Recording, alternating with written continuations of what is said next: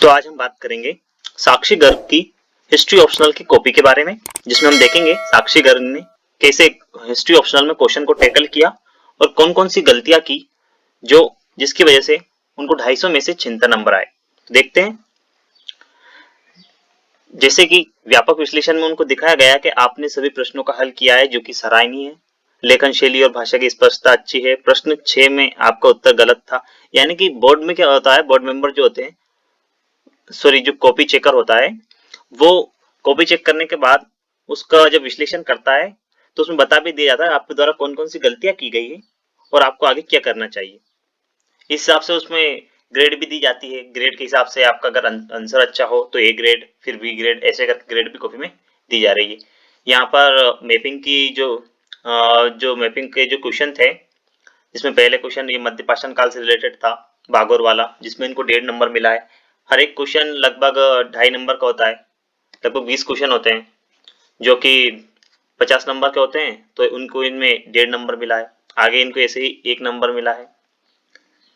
और लगभग 20 क्वेश्चन ऐसे हुए हैं जिनमें से ये क्वेश्चन इनका गलत था, तो इसमें इनको नंबर नहीं मिला। और नेक्स्ट क्वेश्चन ऐसे ही धोलावीरा के बारे में पूछा गया था, तो इसमें भी इनको 1.5। ऐसे ही संगोल, ये वाला भी इनका गलत निकला। तो ऐसे इनने अपनी कॉपी, जिसे पांचाल है, इसमें पूछा गया था, तो इसमें इनको 1 नंबर मिला है। ये तो रही मैपिंग की क्लास, ये आप देख लेना। अब बात करते हैं क्वेश्चन आंसर की।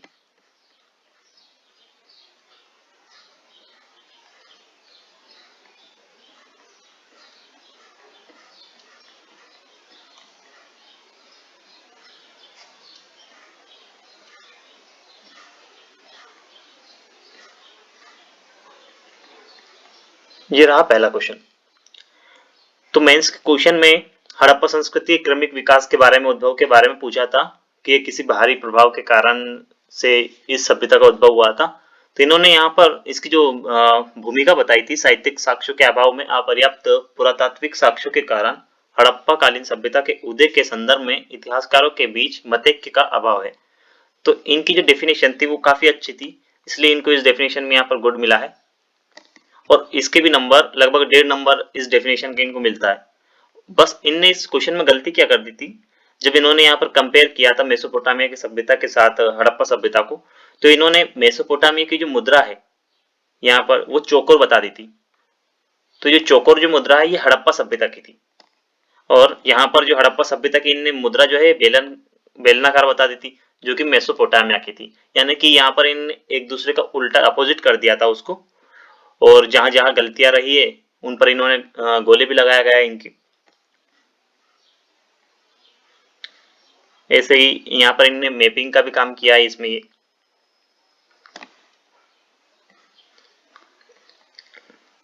इनको इस क्वेश्चन में 15 में से लगभग 6 नंबर मिले, जो कि काफी अच्छे हैं। अब यहाँ पर इनको इंट्रोडक्शन में 1.5 नंबर मिला था, ये आप देख सकते हैं, जो कि ए ग्रेड का था, यानी कि बेस्ट था। और कंटेंट में भी इनको 3 नंबर मिले, यानी कि इनका कंटेंट भी अच्छा खासा था। यहाँ पर भी 2 नंबर मिले हैं कॉन्टेक्स्ट और कंटेंट में। लैंग्वेज में यहाँ पर इनको 1.5 नंबर मिला है। कंटेंट जो लैंग्वेज थी वो थोड़ी मतलब ज्यादा खास नहीं थी, लेकिन अच्छी थी। कंक्लूजन की अगर बात करें, जो लास्ट में इन्होंने कंक्लूजन किया है ये वाला, यद्यपि लिपि ना पढ़े जाने के कारण स्पष्ट निष्कर्ष पर नहीं पहुंचा जा सकता है, तथापि सर्वाधिक मान्य मत क्रमिक विकास का ही है। तो इनमें इनको 1.5 नंबर मिला है। नेक्स्ट क्वेश्चन, इसमें जो ऋग्वेदिक कालीन जो लोगों की जो था सैद्धांतिक मान्यता और इनके बारे में पूछा गया क्वेश्चन था, तो इस क्वेश्चन को भी इन्होंने इस प्रकार टैकल किया। और इस क्वेश्चन में इनको नोट मिला है, जैसे कि इन्होंने लिखा है कि प्रश्न को ध्यान पूर्वक पढ़कर उत्तर लिखे। यानी कि इनने जो क्वेश्चन है इसमें पूछा कुछ और गया है और लिखा कुछ और है। जैसे कि धार्मिक जीवन और मान्यताओं का भौतिक जीवन से अंतर संबंध स्थापित करना था। यानी कि जो धार्मिक जीवन में जो मान्यता है उनका जो भौतिक जीवन है उसके साथ अंतर संबंध स्थापित करना था, जो कि इनने बिल्कुल उस समय के स्थिति के बारे में बता दिया है। तो ये इन्होंने थोड़ा गलत बताया, इस वजह से इनको इसमें नोट मिला है। लेकिन फिर भी इसमें पूरी तरीके से क्वेश्चन तो गलत नहीं है, तो इनको लगभग 4.5 के आसपास इनमें नंबर मिले। इंट्रोडक्शन अच्छा था, इसलिए 1.5 नंबर के आसपास इंट्रोडक्शन में मिल गए। कंक्लूजन इनका अच्छा नहीं था, तो कंक्लूजन जो है वो इनने यहाँ पर काट दिया है। नेक्स्ट क्वेश्चन में भी ऐसे ही, यहाँ पर जो नेक्स्ट क्वेश्चन जो द्वितीय नगरीकरण के बारे में पूछा था कि द्वितीय नगरीकरण में क्या लौह प्रौद्योगिकी की महत्वपूर्ण भूमिका थी या फिर और भी तत्कालीन कारण थे। तो यहाँ पर क्या है, इन्होंने जो इनकी जो भूमिका है वो काफी अच्छी बताई थी। जैसे किसी भी नागरिक सभ्यता के विकास में एक कारक की भूमिका नहीं होती है, वस्तुतः यहाँ कई कारकों का समुच्चय होता है। द्वितीय नगरीकरण में लोहे के साथ साथ आर्थिक संपन्नता, कृषि अधिशेष, शिल्प विकास, धार्मिक विविधता जैसे अनेक कारण महत्वपूर्ण है। तो इन्होंने जो डेफिनेशन दी वो काफी अच्छी थी, इसलिए यहाँ पर इनको कहा गया है कि अच्छी शुरुआत है। ऐसे ही आगे जैसे कि इनने यहाँ पर कुछ बताया था व्यापारिक नगरों के बारे में, जैसे व्यापार वाणिज्य हुआ उनके बारे में, तो इन्होंने कुछ नगरों को यहाँ पर उदाहरण देना चाहिए था इन्हें, लेकिन इन्होंने उदाहरण नहीं दिया। तो इनको यहाँ पर नोट भी दिया गया है कि आपको कुछ नगरों का उदाहरण देना चाहिए ताकि आपको साथ में अच्छे नंबर मिल सके। और वैसे इनका इसमें भी 6 नंबर मिले, यानी कि ये भी आंसर अच्छा था इनका। नेक्स्ट क्वेश्चन बौद्ध धर्म की शिक्षाओं के बारे में था, जिसको इन्होंने ऐसे टैकल किया, जो कि अच्छा क्वेश्चन था। इसमें 4.5 के आसपास नंबर मिले। इंट्रोडक्शन हालांकि उतना अच्छा नहीं था, लेकिन 1.5 नंबर के आसपास इनको इंट्रोडक्शन में मिला है। कंक्लूजन भी 1.5 नंबर मिला है इनको। मौर्यकालीन आर्थिक गतिविधियों पर कृषि अर्थव्यवस्था के प्रभाव पर टिप्पणी कीजिए। अब जो ये क्वेश्चन पूछा गया मौर्यकालीन गतिविधियों में कृषि अर्थव्यवस्था के बारे में, उसका क्या इफेक्ट हुआ था, इसके बारे में जो पूछा गया था, इसमें क्या हुआ, स्टार्टिंग में इन्होंने थोड़ी गलती कर दी थी। क्या किया इनने, जब कृषि अर्थव्यवस्था को प्रोत्साहन मिला उसके बारे में जब इनने बताया तो कहा गया कि इसके प्रभाव स्वरूप जनपद से राज्य महाजनपद में तब्दील हो गए थे।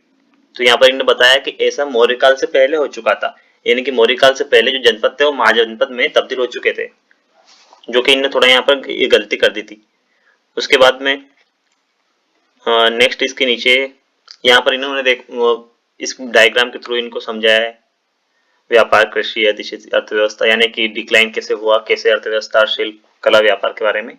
यहाँ पर इन्होंने बताया कृषि अर्थव्यवस्था के विविध पक्षों का उल्लेख करें, यानी कि जो कृषि, जो इकोनॉमिक, जो उनके जो भी जितने भी पक्ष हैं, इन्होंने सारे पक्षों का उल्लेख नहीं किया, तो लगभग इनको करना चाहिए था। जैसे कि इनको प्रमुख फसलों का उदाहरण भी देना चाहिए था, और राज्य द्वारा उनके लिए कौन कौन से प्रयास किए गए ये भी इनको बताना था इसमें। अन्य आर्थिक गतिविधियों पर कृषि अर्थव्यवस्था का प्रभाव दर्शाना है, यानी कि जैसे शिल्प कला हुआ या फिर व्यापार के ऊपर कृषि अर्थव्यवस्था का, कृषि का क्या इफेक्ट होता है, ये बताना था। तो इसमें लगभग 3.5 के आसपास इनको नंबर है। देखते हैं अगला क्वेश्चन। इसमें अंधकार युग के बारे में ये वाला क्वेश्चन आया था, जो कि आप देख लेना ये वाले क्वेश्चन। इस क्वेश्चन में इन्होंने नोट दिया है कि राजनीतिक विश्रृंखलता के जड़न में भी तथ्यों का, तर्कों का समावेशन करें, यानी कि इनमें कुछ फैक्चुअल कंटेंट इन्हें डालने की बात कही थी, और कुछ ऐसे तथ्य और तर्कों की भी बात की गई थी, जैसे कोई इतिहासकार हुआ है उनके तर्क भी इनमें देने चाहिए थे इनको, तो आंसर और अच्छा होता। संगम साहित्य के बारे में क्वेश्चन आया था कि तमिल धार्मिक जीवन में उसका क्या संक्षिप्त है, इसको टिप्पणी के बारे में पूछा गया था। यहाँ पर तमिल समाज की जानकारी से इनने स्टार्ट किया था, लेकिन अगर आरंभिक तमिल समाज की जानकारी ऐसे स्टार्ट करती वो, तो शायद आंसर इफेक्टिव होता। तो यहाँ पर ही ऐसे ही इनको, जैसे कि ये तोलकापियर इन्होंने थोड़ा गलत लिखा है, तो इसके ऊपर उन्होंने गोला कर दिया। जैसे कि अब इनने इस आंसर में धार्मिक दृष्टिकोण के ऊपर इतनी चर्चा नहीं की है, तो इन्होंने कहा है कि धार्मिक दृष्टिकोण के ऊपर चर्चा करें, जैसे कि प्राकृतिक शक्तियों की पूजा हुई, भूत प्रेत में विश्वास हुआ आदि, जो भी धार्मिक उस समय के जो दृष्टिकोण थे उसके बारे में इसमें बताना था, इसलिए इसमें इनको लगभग 3.5 के आसपास नंबर मिले। गुप्तकालीन स्त्रियों की स्थिति के बारे में पूछा गया था। देखते हैं इसमें इन्होंने डिक्लाइन बताया है कि कैसे महिलाओं की जो स्थिति है वो कैसे गिरी है। तो ये एक मतलब एक देखा जाए तो एक ये अच्छा काम किया इन्होंने, क्योंकि इनमें हड़प्पा काल में महिलाओं की स्थिति अच्छी थी, फिर वैदिक काल में गिरी, फिर मौर्य काल में गिरते गिरते ऐसे गुप्त काल में काफी हद तक महिलाओं की स्थिति गिर चुकी थी। यहाँ पर इन्होंने बताया जैसे कि उदाहरण भी दे, जैसे कि इन्होंने सती प्रथा मात्र उच्च वर्ग में ही उपलब्ध थी, तो इसका जो उदाहरण थे ये अमर घोष में इनमें मिला था, तो इनका इन्होंने क्या उदाहरण नहीं दिया है। जैसे कि याज्ञवल्क्य की स्मृति में संपत्ति का अधिकार जो दिया गया था महिलाओं को, उसके बारे में इन्होंने उदाहरण नहीं दिया है। अगर ये उदाहरण देती तो आंसर इन क्वेश्चन में ज्यादा थोड़े नंबर मिल सकते थे।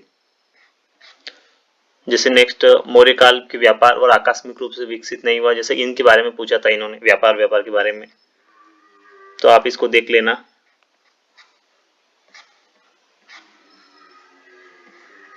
इस क्वेश्चन में इन्होंने कहा गया कि अपने तर्कों को तथ्यों के माध्यम से स्पष्ट करें और आंतरिक एवं विदेशी व्यापार जैसे वो आयात निर्यात की वस्तुएं, बंदरगाह आदि, इनका भी उल्लेख अपने आंसर में करें ताकि आंसर इफेक्टिव दिखे।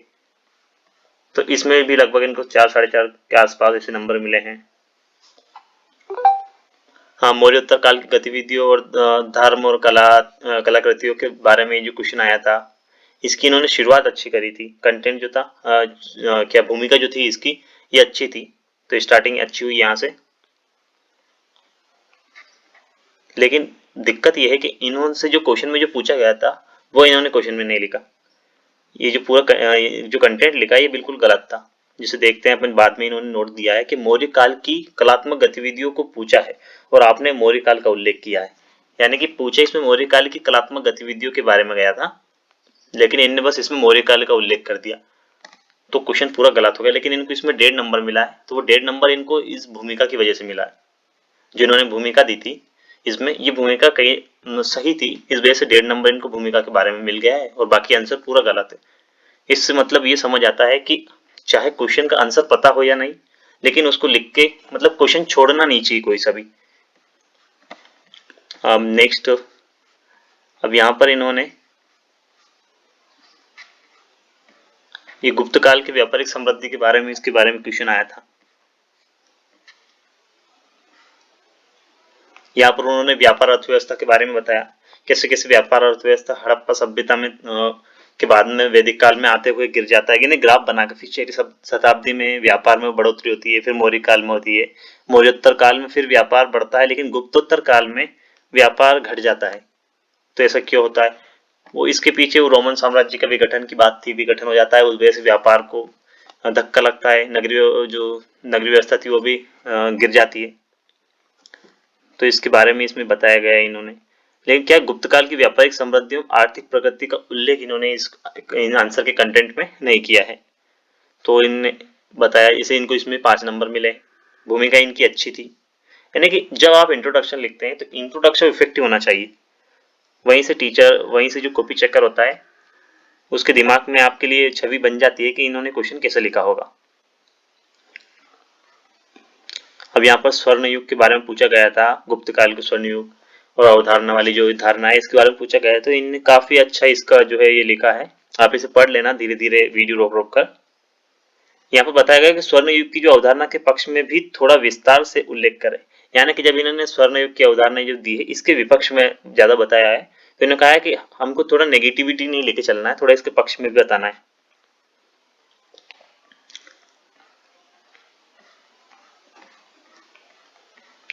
इसमें कहा गया अच्छा प्रयास था, यानी कि फिर भी क्वेश्चन इनका काफी अच्छा है, इनको 6 नंबर के आसपास इसमें मिलते हैं। ऐसे हर्ष के बारे में पूछा गया था, हर्ष जितना शांति कार्यों में जितना महान था उतना ही युद्ध कार्यों में था, तो यहाँ पे इन्होंने जो इंट्रोडक्शन है वो काफी अच्छा दिया था, बाकायदा मैपिंग बनाकर उसके साम्राज्य विस्तार के बारे में भी इन्होंने बताया था। जैसे कि ये पराजित लिखा है, तो इन्होंने बताया कि ये स्पष्ट नहीं है, क्या लिखा है उनको समझ नहीं आया होगा, फिर थोड़ा गलत लिख दिया है, तो उस वजह से इन्होंने इसके ऊपर गोला लगा दिया है। इसमें लगभग 6.5 के आसपास नंबर इनको मिलते हैं। टोटल इतने क्वेश्चन थे इन्होंने जो साक्षी गर्ग ने किए थे। अगर आपको वीडियो अच्छा लगता है तो लाइक करें और चैनल को सब्सक्राइब करें।